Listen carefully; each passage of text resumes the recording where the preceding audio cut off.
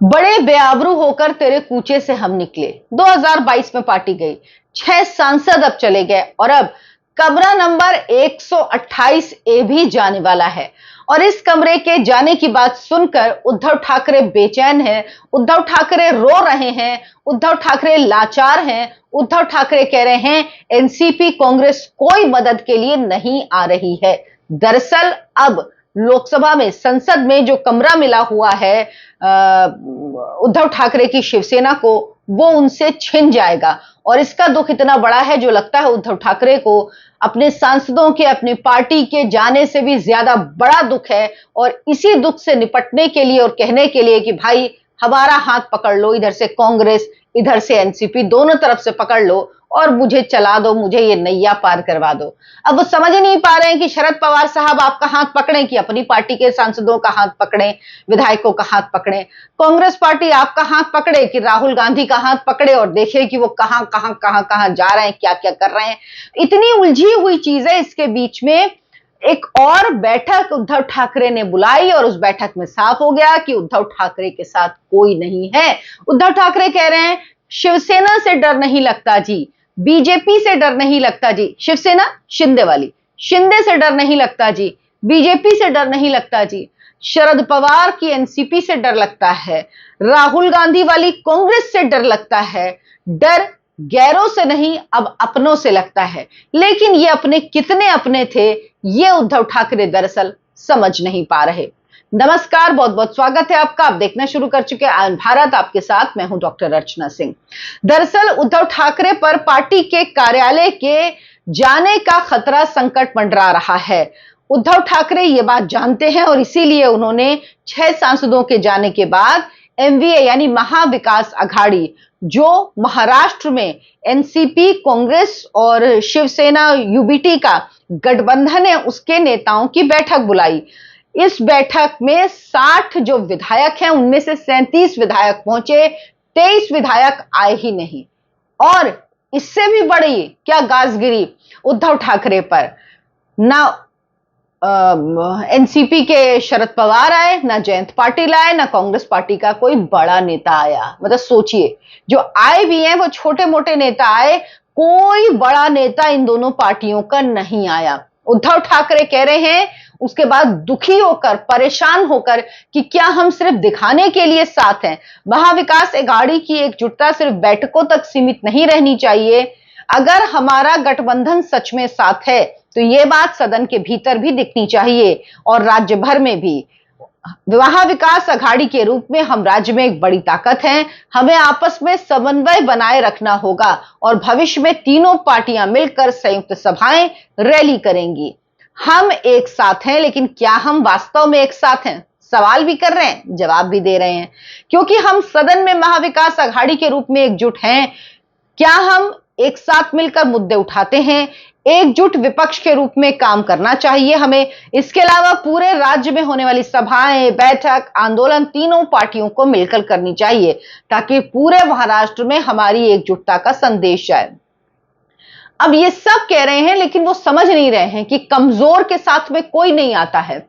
NCP को अपनी दिक्कत है। शरद पवार ये कह रहे हैं कि हमें बचाने, साथ ही साथ एक दुख और है कि 2019 में विधानसभा जीतने के बाद हम अपना 25 साल पुराना गठबंधन तोड़कर महायुति को, महाविकास अघाड़ी में आ गए। एनसीपी कांग्रेस से हाथ मिलाया, विचारधारा से हमने अपना कॉम्प्रोमाइज किया और उसके बावजूद महाविकास अघाड़ी हमारे साथ खड़ी नहीं हुई जब हमारी पार्टी में बगावत हुई, यानी 2022 में। अब उद्धव ठाकरे का दर्द ये, बगावत हुई, पार्टी चली गई, मुख्यमंत्री पद चला गया और उसके बाद उनको कुछ नहीं मिला, केवल 2.5 साल के लिए उनको सब मिला था। तो कह रहे हैं तब साथ नहीं दिया किसी ने, और अब जब 6 सांसद दिए तब भी किसी ने हमारा साथ नहीं दिया। अब उनको दूसरे का दर्द ही नहीं दिख रहा है उद्धव ठाकरे को, उनको अपना दर्द इतना है। शरद पवार आपको क्या संभालेंगे? उनकी अपनी पार्टी उनके नाक के नीचे से उनके भतीजे अजीत पवार लेके चले गए थे। शरद पवार को ना खबर लगी, ना शरद पवार कुछ कर पाए थे। शरद पवार से ज्यादा मजबूत अजीत पवार की एनसीपी हो गई। अजीत पवार तो अब नहीं है, उनका निधन हो गया था हेलीकॉप्टर हादसे में, लेकिन पार्टी वो लेके चले गए थे। तो वो उनसे मदद मांग रहे हैं जो खुद डूबे हुए हैं, और बाकी उनके बचे हुए विधायक, सांसद कब तक रहेंगे, सांसद खासतौर पर उनको पता नहीं। और दूसरी बात, उद्धव ठाकरे को अगर कंफ्यूजन है कि शरद पवार राजनेता हैं तो बहुत बड़ी गलतफहमी में है। शरद पवार शुद्ध रूप से एक बिजनेसमैन हैं। उनको जहां फायदा दिखेगा वो वहां जाएंगे। और आप ये समझ लीजिए कि अब वो भले ही दिखाने के लिए महाविकास अघाड़ी में हो, लेकिन जब केंद्र में बिल्स पर वोटिंग की जरूरत पड़ेगी तो शरद पवार की पार्टी एनसीपी या तो एनडीए जो बिल लाएगा उसके पक्ष में वोट करेगी, सरकार के एनडीए सरकार के पक्ष में उनकी पार्टी के सांसद वोट करेंगे, एब्सटेन हो जाएंगे। लेकिन अगर उनको लगता है उनका साथ देंगे तो भूल जाएं, शरद पवार की पार्टी के सांसद भी टूटने के लिए तैयार बैठे हुए हैं। वो भी क्योंकि उनको अपना भविष्य नहीं दिख रहा है, वो रहना नहीं चाहते उनके साथ। उनको पता है कि शरद पवार अब इस स्थिति में नहीं है कि राजनीति बहुत कर पाए। सुप्रिया सुले के बस का कुछ है नहीं, वो केंद्र की राजनीति ही कर सकती, मतलब आई लोकसभा में गई, वो जमीनी राजनीति करने वाली नेता नहीं है। और अब तो उनके संधि भी बीजेपी के हैं, सुप्रिया सुले के। तो आप समझिए कनेक्शन कैसे जुड़ रहे हैं। उसके बावजूद उद्धव ठाकरे उम्मीद कर रहे हैं कि भैया हमसे अब आप लोग साथ दीजिए मेरा। दरअसल एक नाथ शिंदे ने उनसे सत्ता छीन ली, सब कुछ, लेकिन वो उनसे उतना नाराज नहीं है। उनको लगता है कि भाई हमारे साथ एनसीपी और कांग्रेस क्यों नहीं खड़ी हुई। लेकिन उनको कांग्रेस पार्टी, उसकी क्या हालत है महाराष्ट्र में, उसके अलावा बाकी जगह देखिए आप क्या हालत है।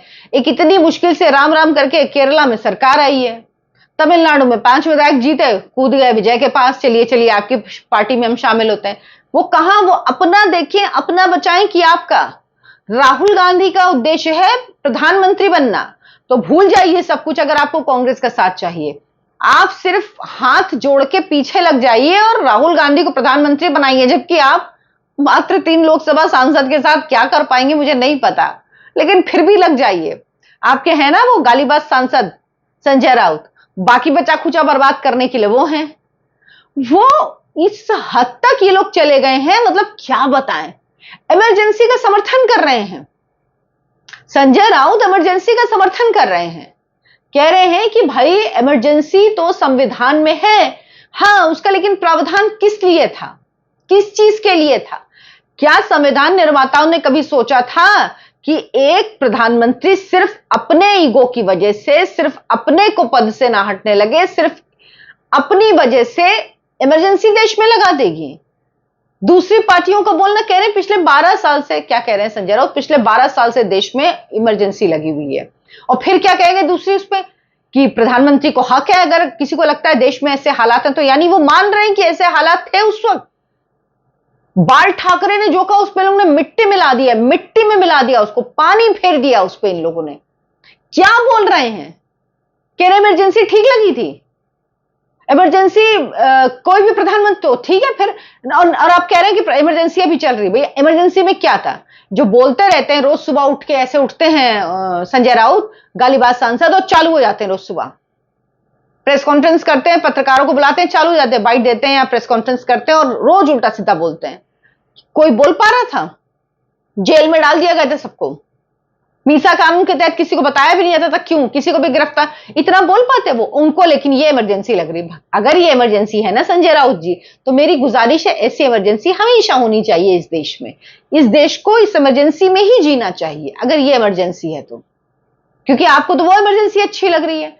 तो उद्धव ठाकरे जी, जब तक ऐसे लोग आपके साथ है ना, और आपके सांसद जब छोड़ना जाने का शायद उन्होंने मन बनाया हो, तो संजय राउत गाली दे देते हैं, फिर कौन आएगा वापस गाली खा के, फिर तो नहीं आ सकता कोई। रास्ते तो आपने खुद सब दरवाजा बंद करके और पीछे से ताला लगा देते हैं। तो कैसे आप लोग सोचते हैं।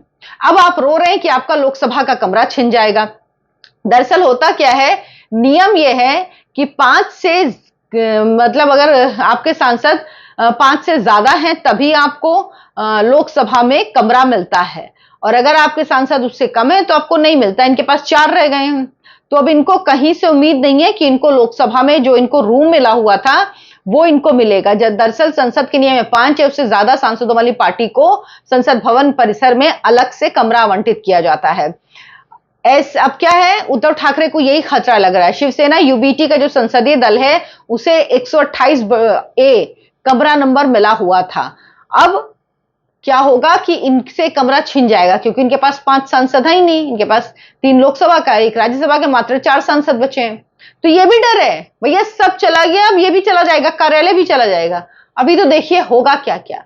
मैंने पिछले वीडियो में कहा था कि आपने जिससे पंगा लिया है ना, और बेवजह लिया है, तब आपकी अकड़ नहीं जा रही थी, तब आप मातोश्री में बुला बुला के बात करते थे, आप जाने के लिए राजी नहीं होते थे। अब देखिए आपकी हालत क्या है। आप बैठक बुलाते हैं, विधायक नहीं आते, कांग्रेस पार्टी के बड़े नेता, एनसीपी के बड़े नेता कोई नहीं आते। सच यही है, वही था ना कि आपको ज्यादा मिल गया था, आपको ज्यादा इंपॉर्टेंस दे दी थी बीजेपी ने, तो आपका दिमाग 7वें आसमान में चढ़ गया था। अब जमीन पे आके गिरे हैं।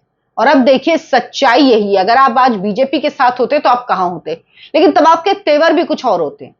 ये आप ही की जैसी पार्टी कर सकती जो साथ में भी रहे और टॉप लीडरशिप को, बीजेपी के नरेंद्र मोदी, अमित शाह को गाली भी देते रहे। मतलब गाली देने का मतलब कि उल्टा सीधा उनके बारे में खूब लिखते रहे, खूब छापते रहे। आपने छुट्टा छोड़ा हुआ है ना उसको, संजय राउत को, वो बर्बाद करने के लिए काफी है। हर शाख में उल्लू बैठा है, अंजाम गुलिस्ता क्या होगा। खैर, आप क्या सोचते हैं इस पर मुझे कमेंट करके जरूर बताएं। वीडियो को लाइक करें, शेयर करें, हमारे चैनल आयन भारत को सब्सक्राइब करें। धन्यवाद।